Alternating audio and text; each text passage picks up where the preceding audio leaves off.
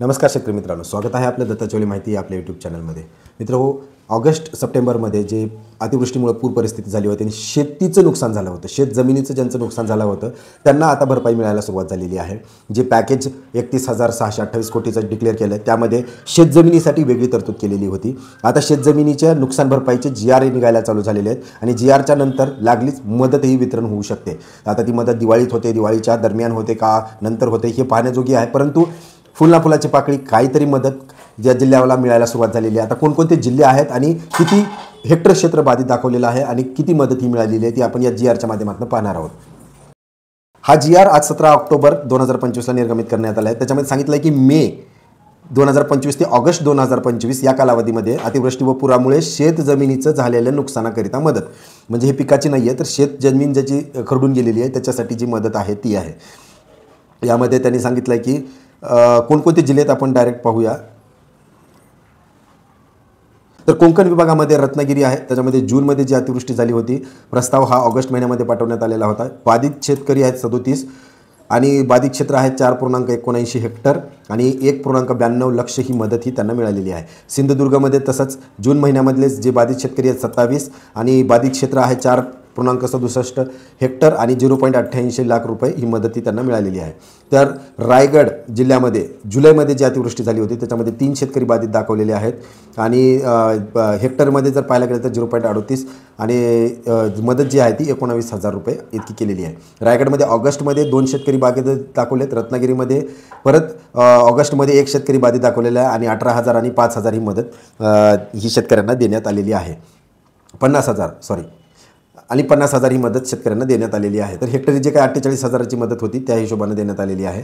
तसंच पुणे जिल्ह्यामध्ये सांगली व पुणे आहे, त्यामध्ये जून महिन्यामध्ये सांगलीमध्ये 263 शेतकरी बाधित होते, 25.48 हे इतकं बाधित क्षेत्र आहे आणि 15,15,000 इतकी मदत मिळालेली आहे। पुण्यामध्ये 3 शेतकरी बाधित आहेत, 1.13 हेक्टर जमीन आहे आणि 0.53 लक्ष इतकी रक्कम आहे।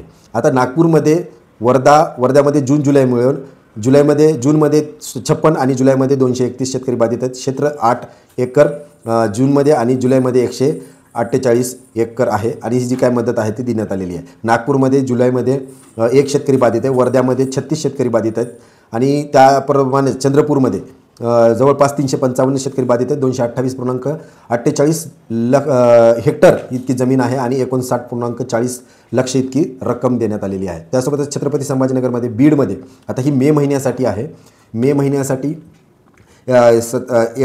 जे बाधित क्षेत्र आहे बीडमध्ये जे शेतकरी बाधित आहेत ते 79 आहेत, 32.90 हेक्टर ही जमीन बाधित आहे आणि 15.46 लक्ष ही मदत मिळालेली आहे। लातूरमध्ये 2 शेतकरी बाधित आहेत, 0.55 हेक्टर आणि 0.23 ही लक्ष ही मदत आहे।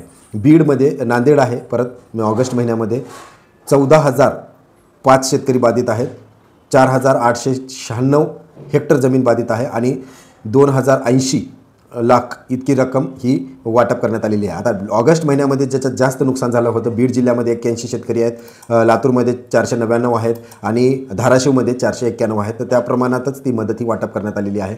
त्यासोबतच जुलै महिन्यामध्ये अमरावती विभागात अमरावती, यवतमाळ, बुलढाणा, वाशिम या प्रकारे अमरावतीमध्ये 36 शेतकरी, यवतमाळमध्ये 16, बुलढाण्यामध्ये 1282, वाशिममध्ये 105।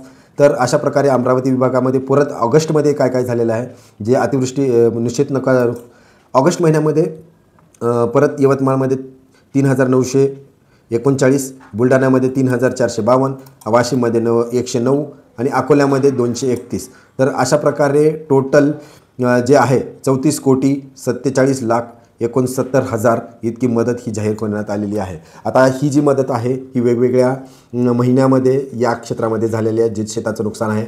आता आणखीन अहवाल चालूच आहेत, सप्टेंबर ऑक्टोबरमध्ये जे काय आहे ते जास्त नुकसान झालेलं आहे। आशा करूया जवळही टप्प्याटप्प्यानं त्या जिल्ह्याची आणि त्या महिन्यातली मदत ही जाहीर होईल ती मी तुमच्यासमोर पोहोचवण्याचा प्रयत्न करेल। त्यासाठी परत एकदा विनंती, चॅनलला सबस्क्राईब करायला विसरू नका। धन्यवाद।